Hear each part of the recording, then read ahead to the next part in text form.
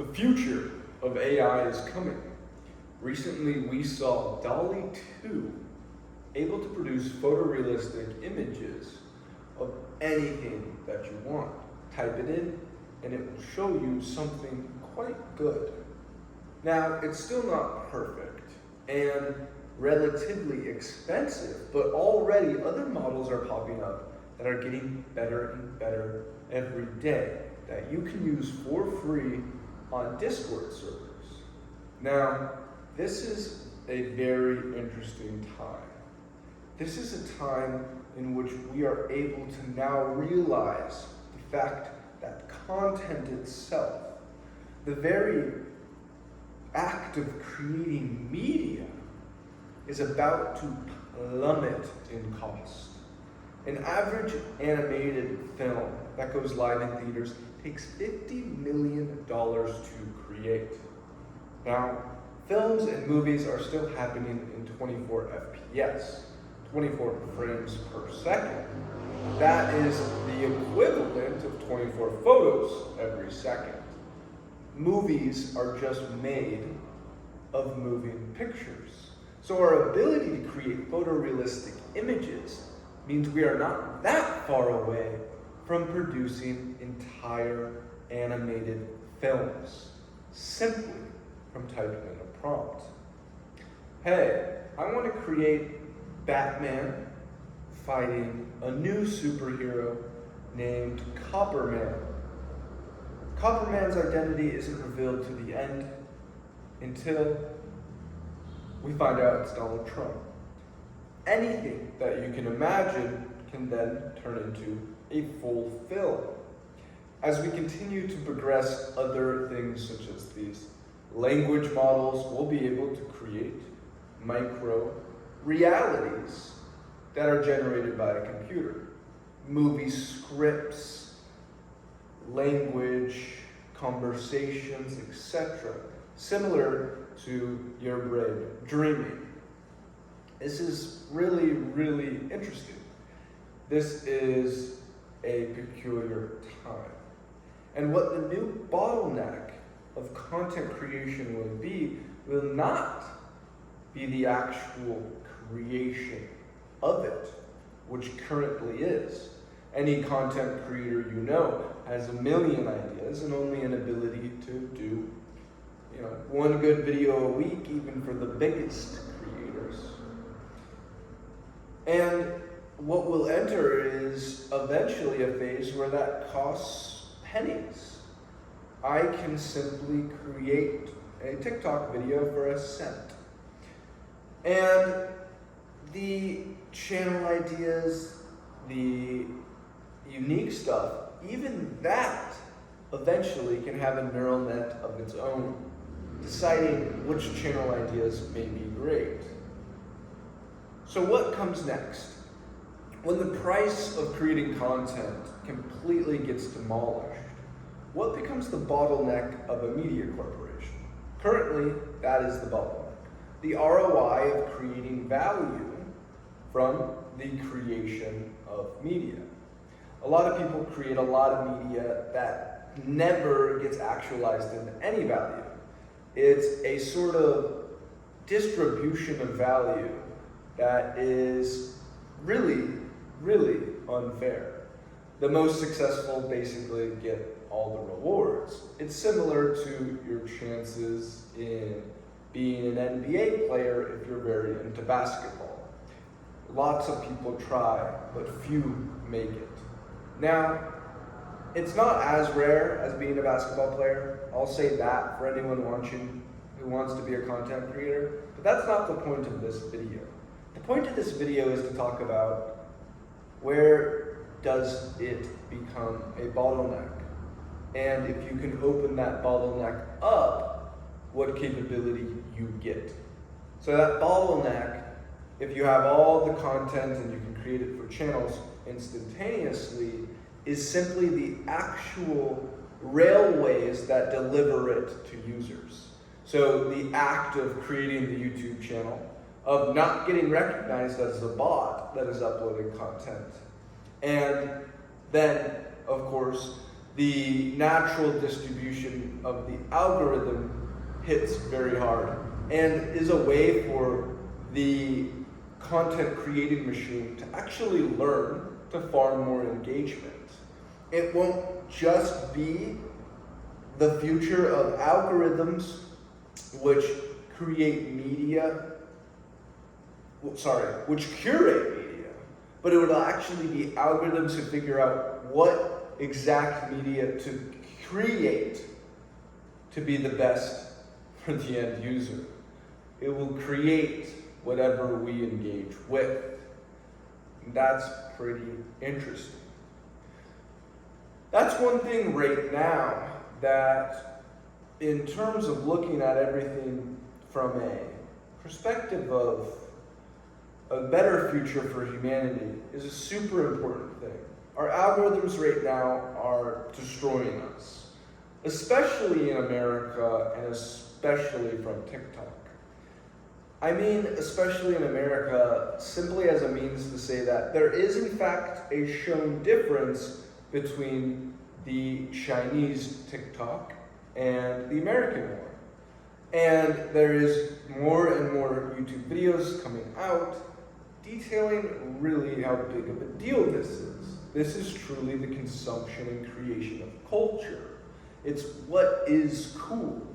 And that shapes the youth of today. It changes what they're interested in, what they believe other people are interested in, and what they define as what is status. And what are we? Status-seeking people. It's natural to seek status. And it's beautiful when status is in line with the very nature that makes humans great, which is our ability to love, to spread good vibes, and to do good for others. Not vanity wealth, not softcore porn, teasing of a essentially similar hit that which nicotine gives. All you're doing is hacking the brain's dopamine system, getting a reward when it's not deserved. What's the good in that? Well, putting this together, putting the ideas together, for me, means pushing forward on creating that railway system for the creation of content, to create the media organization that gets a large footprint, and the capability to gain a substantial following through different means, and to gain more and more attention, and to filter more people into an attention pool that is highly, highly profitable, is then the next step for that. So we've solved step one, which is get the attention, scale the attention, not through people, but by creating a company who's continually going to be at the forefront of media scale, especially as these things get better. This company, who has the railway system, who has direct distribution, which at the end of the day is something that will get harder and harder as more of these auto creation of media becomes popular. There will be more supply, way more. There's always the same amount of demand of attention. I mean, we're almost reaching a cap in terms of youth and how much time they can spend just looking at a device. That is like an average of 8 hours a day, half of their waking life. Now, the really cool thing is that first movers here have a major advantage. There's not a big moat in building the actual generative system of the video, because that's easily knock-offable, as we see with DALL-E 2 and all the other GAN networks that have popped up. Now, a real moat is channels on social platforms, because once you've hacked or cracked the algorithm, once you have some following, it's far easier to go viral. You already have a base set of people who is going to enjoy that content. It's good for the algorithm. You've broken through. If you can break through initially, it just depends on how good your content is in order to continue to level up and scale. The bigger thing when you're looking at this is, how do we create bigger moats? How do we monetize attention to the highest degree? Well, what do we sell? You have to sell something in the world. And thinking big about the future is exactly what we're doing here. And what the future holds is more abundance for everybody. There's a lot of other things at play when it comes to predicting how the future unfolds, so it's important to think about those. In this future where we can just say, hey Siri, make me this movie, we are also farther down the line in terms of having automated robots who generate value for humans at large. This means the creation of fully built homes. The actual cost of living as a human will continue to go down. Abundance is in our future, and that's amazing. But what holds value when anyone can basically have everything they need for not a lot? Well, the world becomes political at this point. What happens is one side and the other side are voting. I don't see a future that doesn't base itself off of what everyone thinks. Now that means there's a massive amount of propaganda ongoing. That's why we have massive values for these existing social platforms. They're already being utilized by very powerful groups and people in order to push their agendas. If you own the media, you run the world. And that's simply on the basis that reality is a generative machine based on our beliefs. Why is that? It's because humans are the ones who are manifesting new futures. Our manifestation power is real and being actualized. Sometimes we forget this fact, that we collectively are then shaping the future, because it's easy to just think, oh yeah, this is how the world works. But this is how the world works with humans in it. If you eradicated us, progress would not continue. We are the progress. It is our thoughts and our belief systems which creates this future.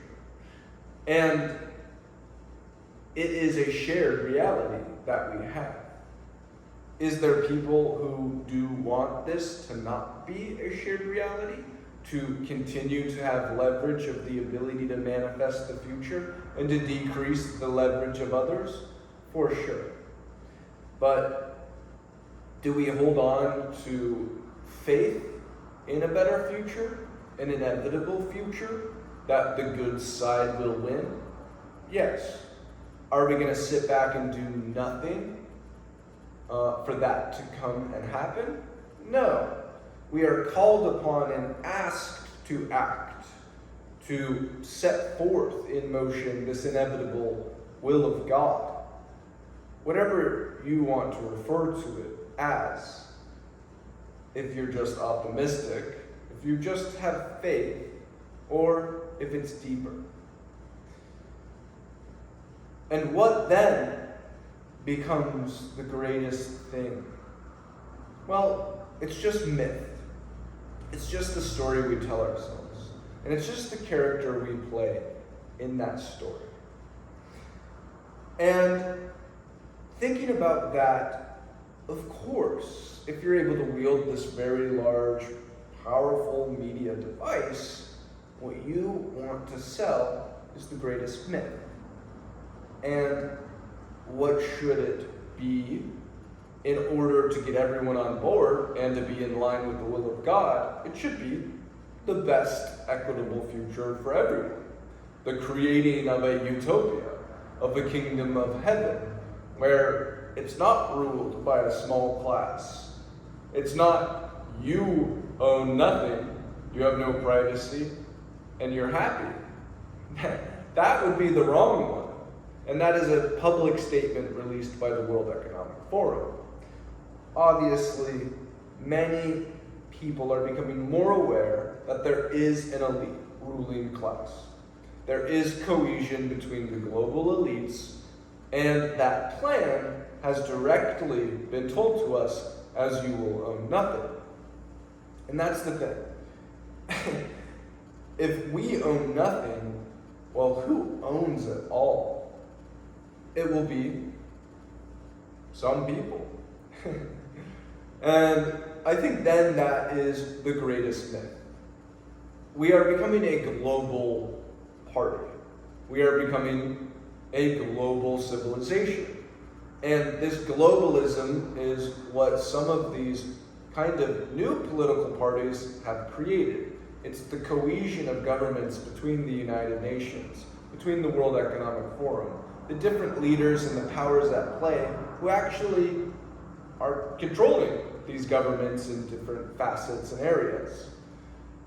And this is, of course, referred to as globalism. Many people may be familiar with it and kind of understand that that's an inevitable future, is for there to be kind of one bigger party that makes decisions, one larger world government.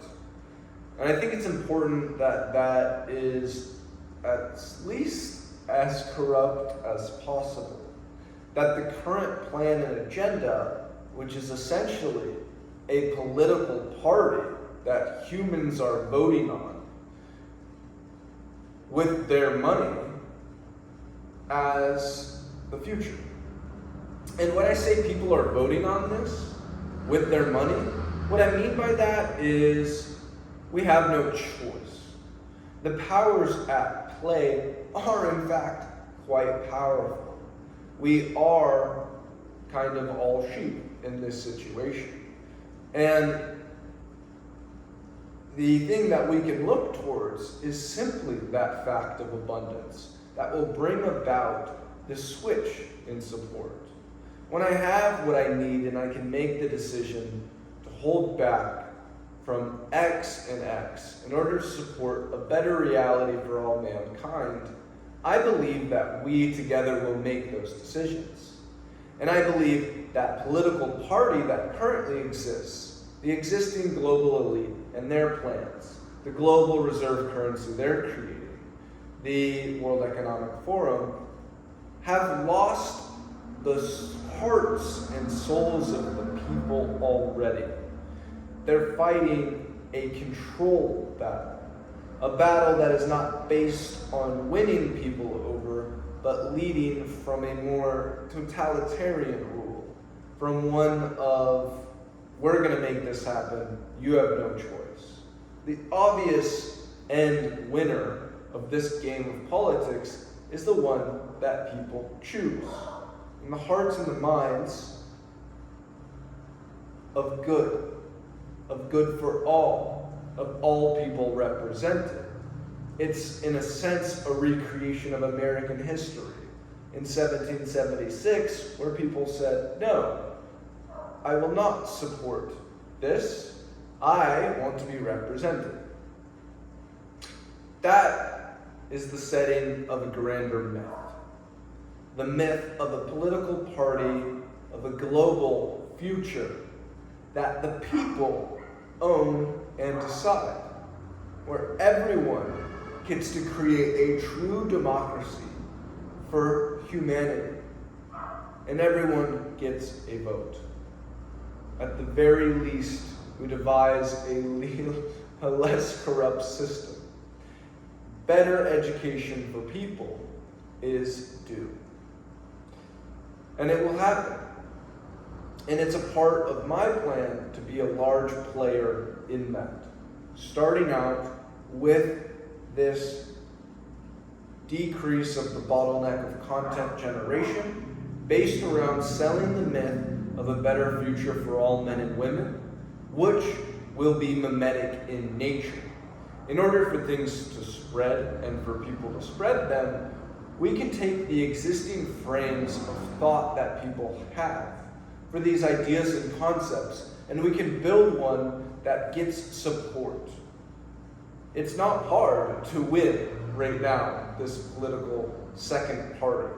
It is non-existent when you think of the New World Order, of a newer world order, a better one, an emergent digital network and network state that is in the lead. And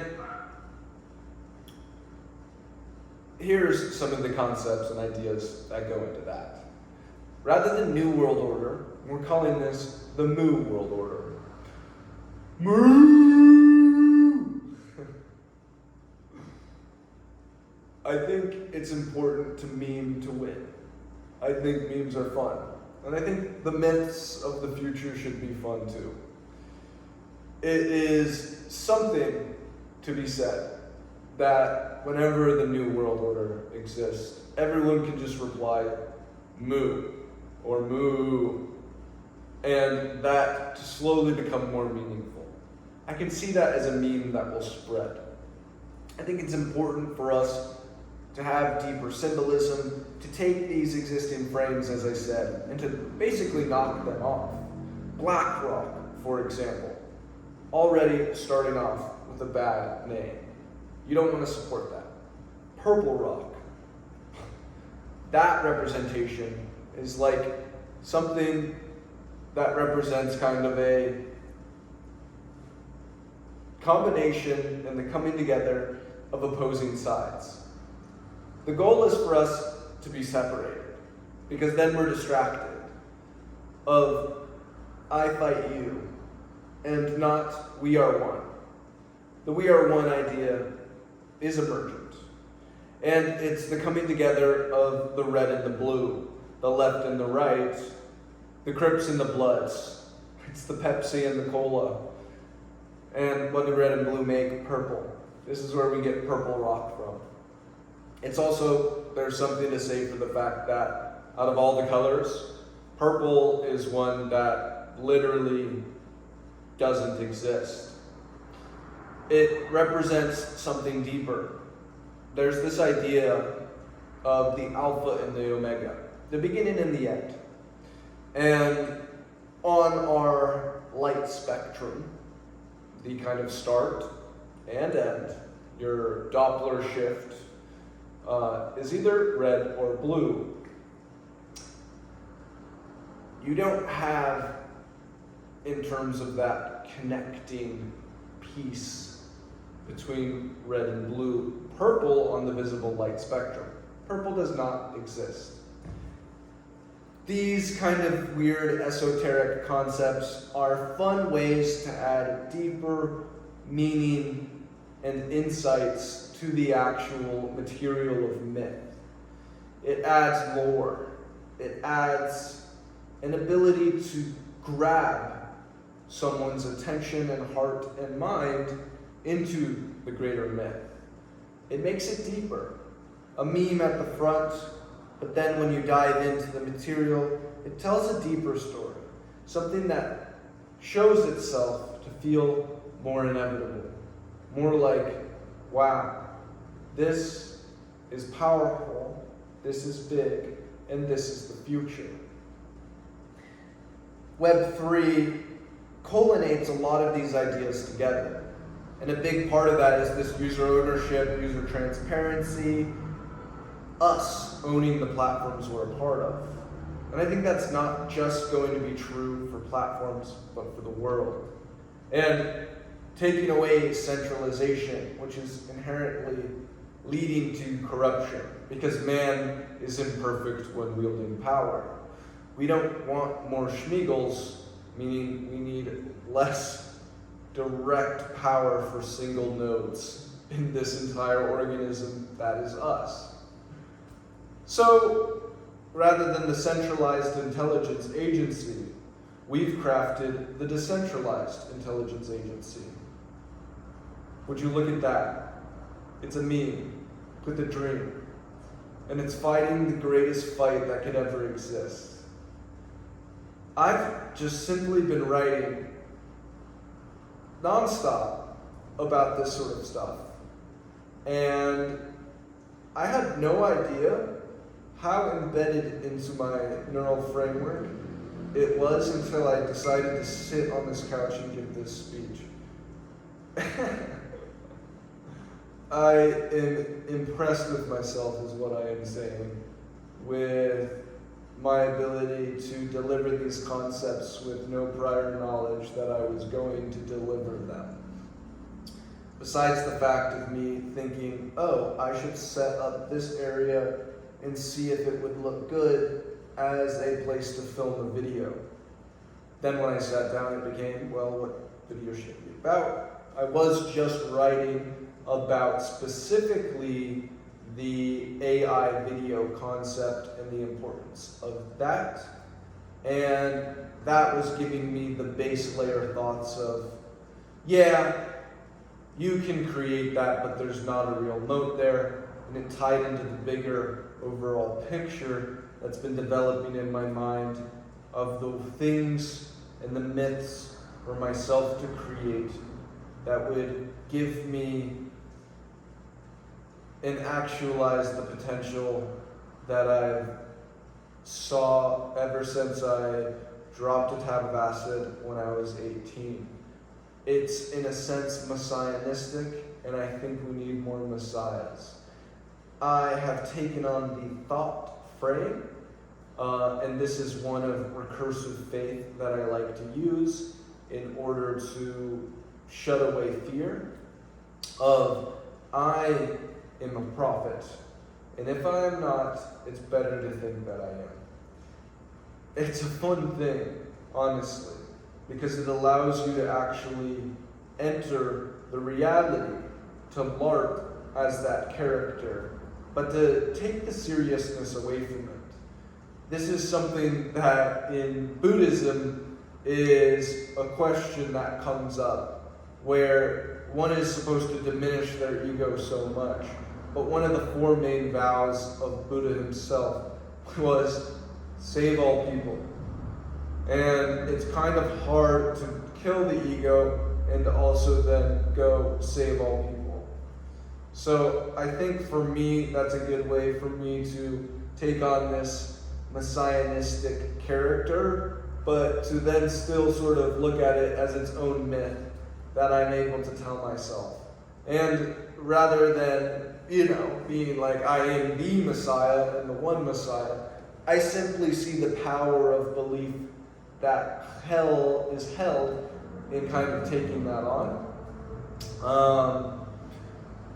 There's also risk, just in the sense that you, of course, don't want to be delusional. So, I really have never said that before, and it actually was a more recent frame of thought that I started using really in my lowest times, because I've been so keen and aware of my potential to manifest different realities that the fact that I haven't become a billionaire somewhat irks me a lot. The most recent project I was working on that I failed to fundraise for and put all my eggs into the basket of fundraising is called Socialverse. Basically rented a far too expensive house in LA, brought in a bunch of big creators, someone from the Hype House, gave them deliverables in terms of advertising the app and platform, and the deliverables were just not done. I did get screwed over there. I do have most of it documented and on film, so if these stories manifest, and when they do, it will make a very cool film. I do think in some sense we will have a way to discern real footage from the footage we create from AI. That is actually a core tenet of what drives me in terms of the messianistic tellings that I think of when thinking about creating a organism, that which exists of conscious beings, that is stable throughout time. And what that requires is making sure we don't re-enter samsara as a whole.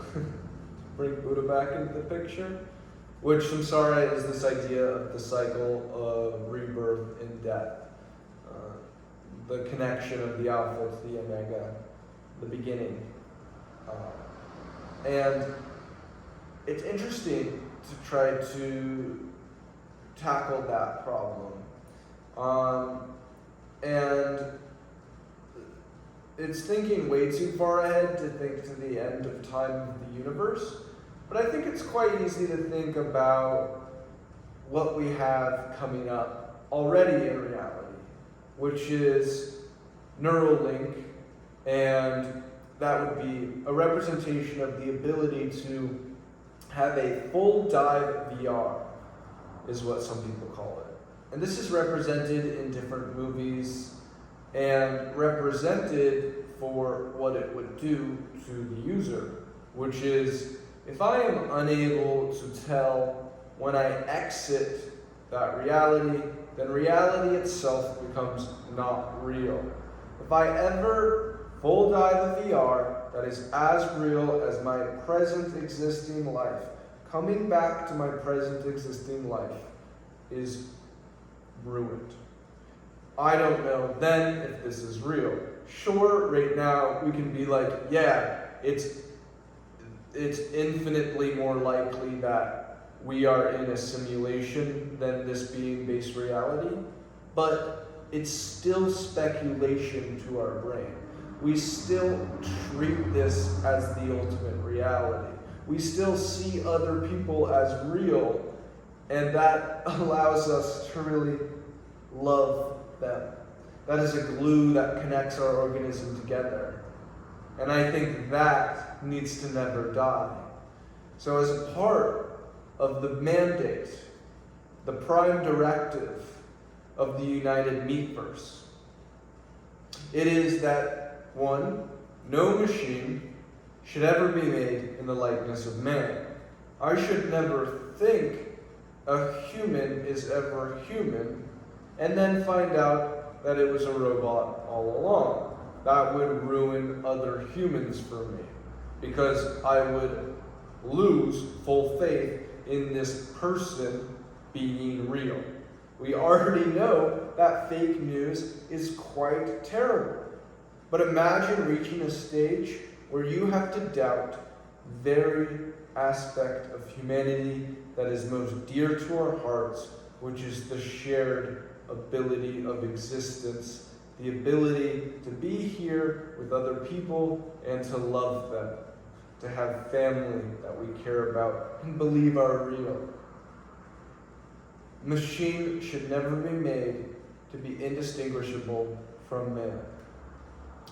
That is what the United Meatverse is. Now, we also have the United Metaverse, which, referring back to the point of a full deep dive VR, says we should never create a virtual reality that is indistinguishable from reality itself.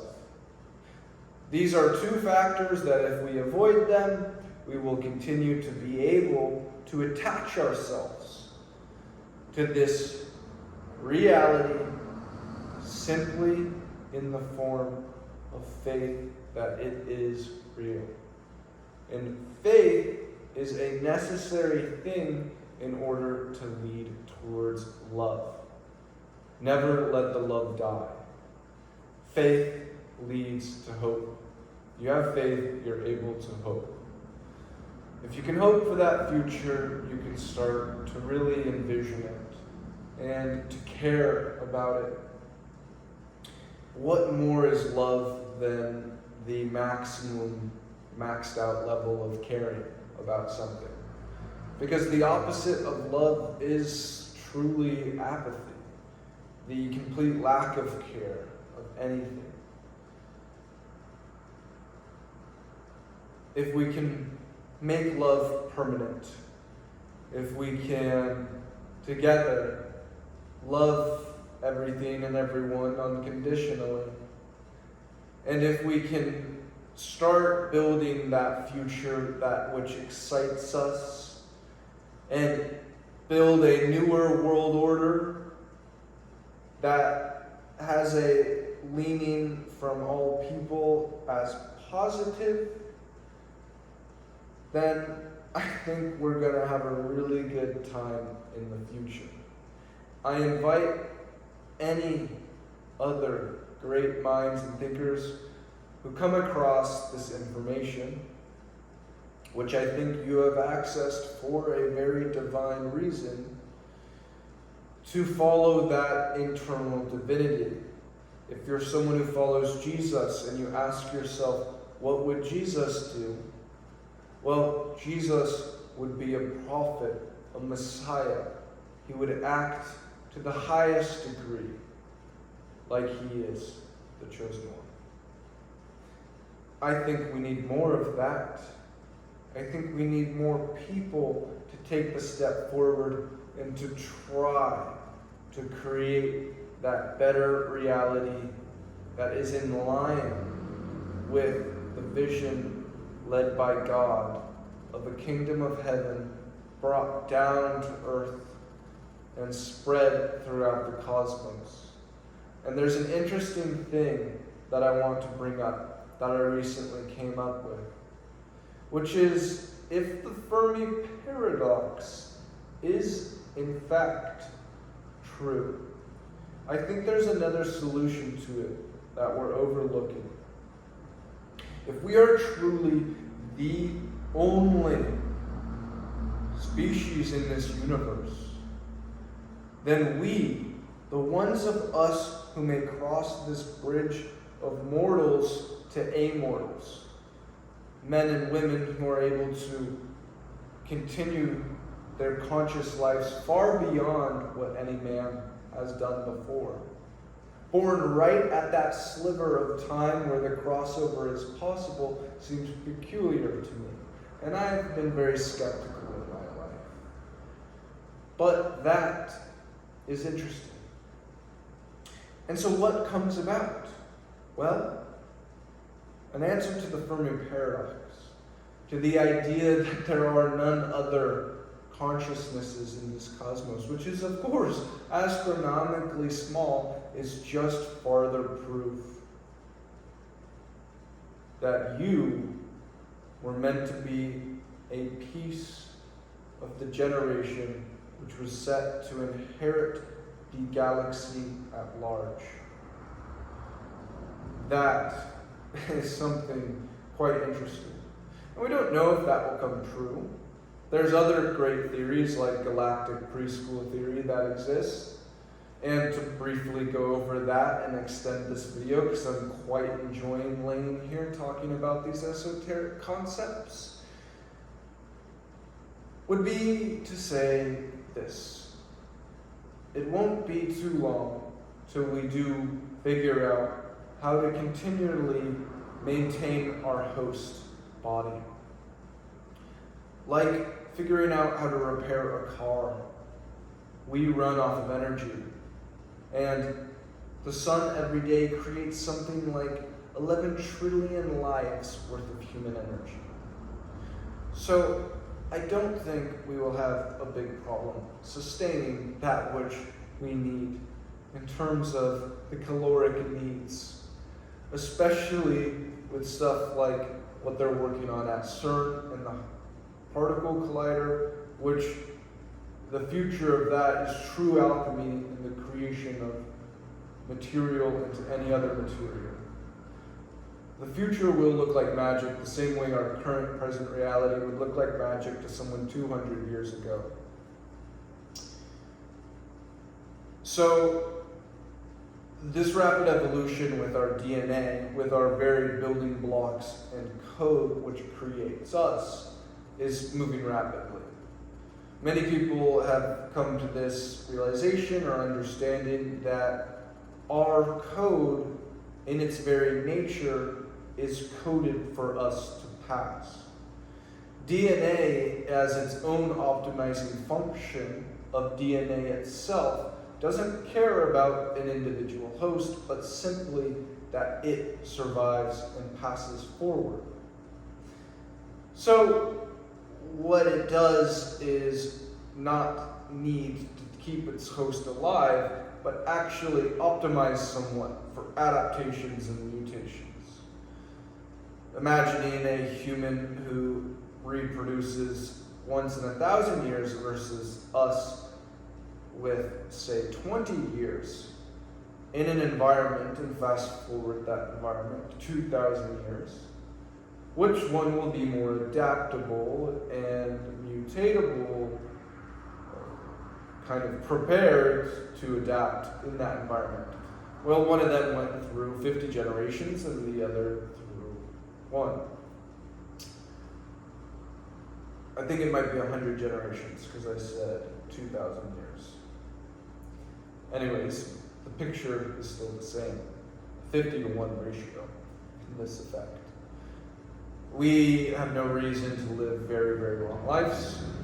It's better for the apex evolved being to not have this very long lifespan. We have other organisms who have this super long lifespan. I don't need to regurgitate all of this. If you really don't believe that it's possible to really extend our lifespans greatly, I think you just are lacking a big set of information that is readily available on YouTube. Other important stats: 2002 is when we first decoded the first human genome, and this was very expensive. Tens of millions of dollars, in fact.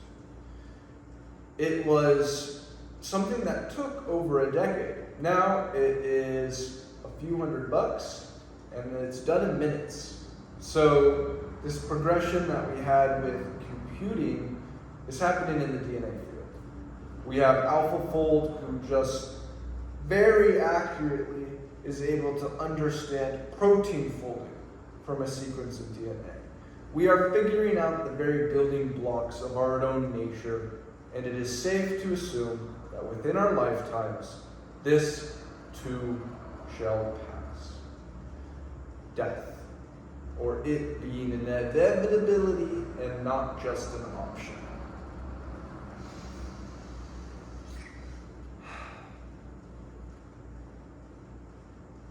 So, what problem may we face in this future that which we don't die?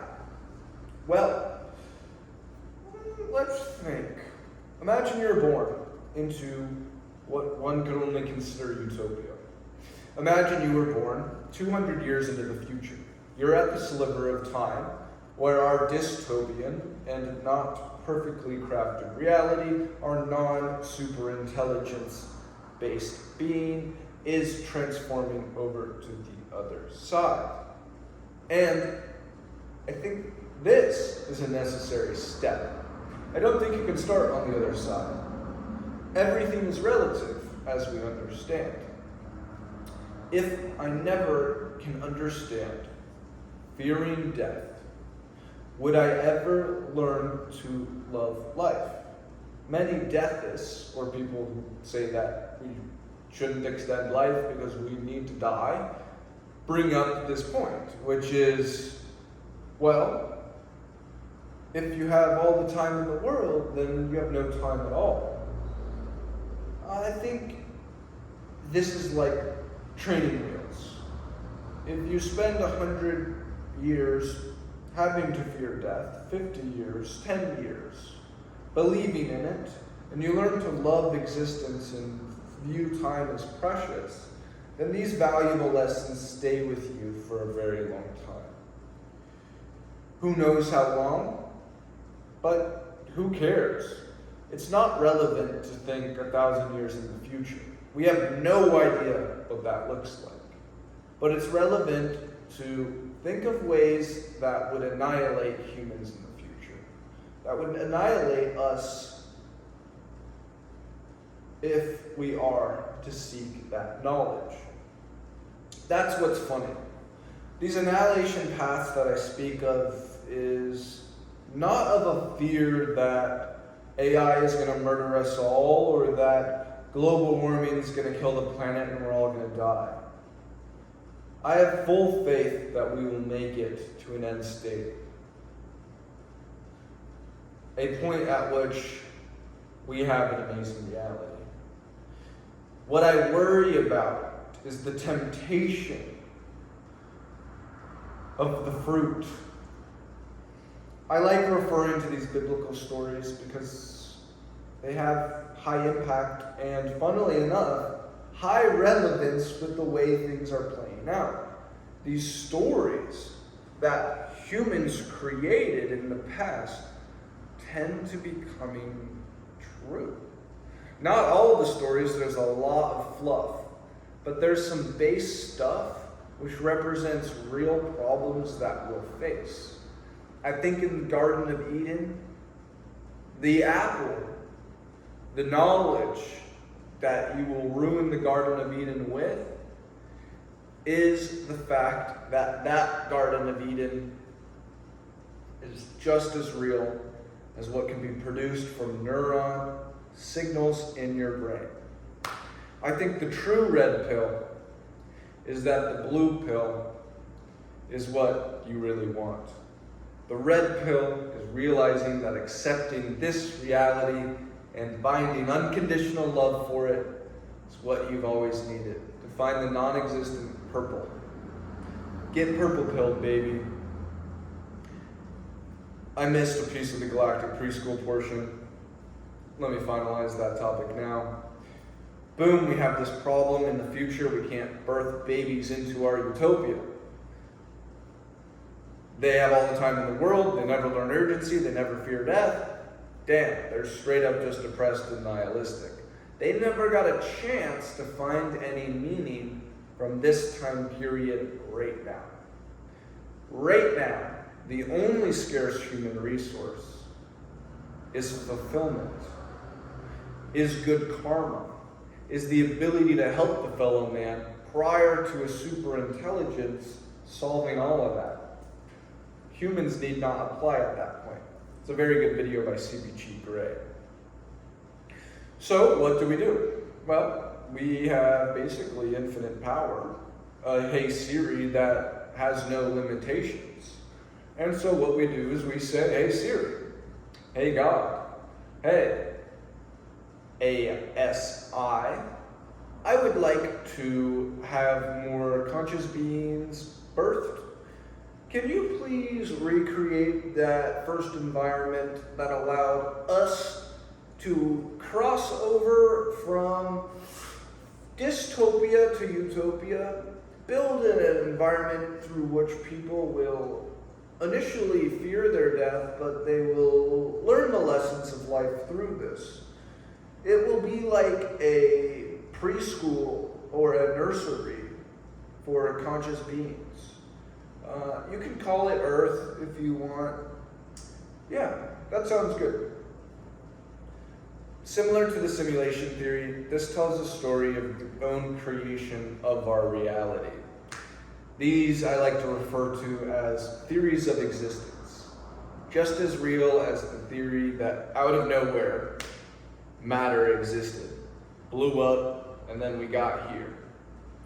But in the bag of theories of existence, that which life is, that we chose one of, there is a near infinite amount of possibilities.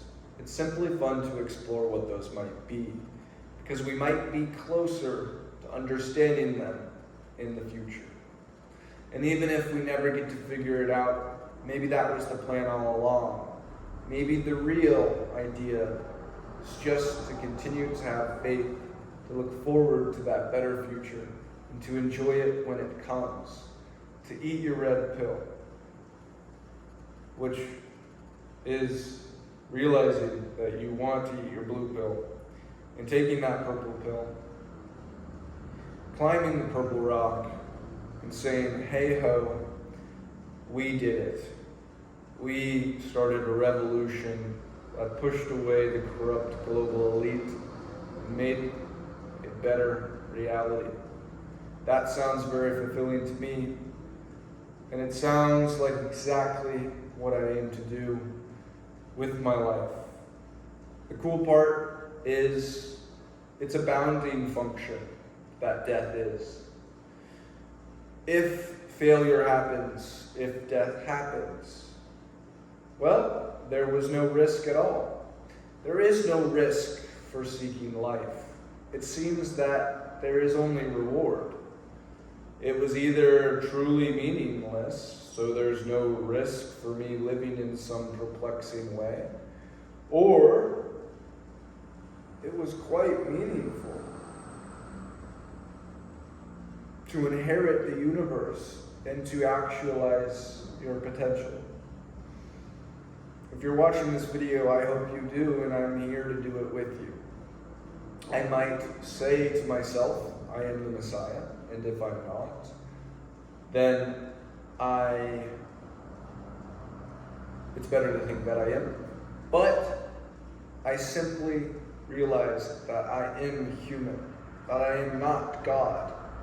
I think more likely that we are all God trying to become men.